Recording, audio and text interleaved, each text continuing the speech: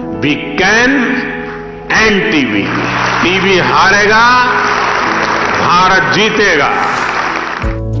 સમગ્ર દેશમાંથી ટીબીને નાબૂદ કરીને ભારતને ટીબી મુક્ત બનાવવા કટિબદ્ધ છે ભારત સરકારનું આરોગ્ય અને પરિવાર કલ્યાણ મંત્રાલય।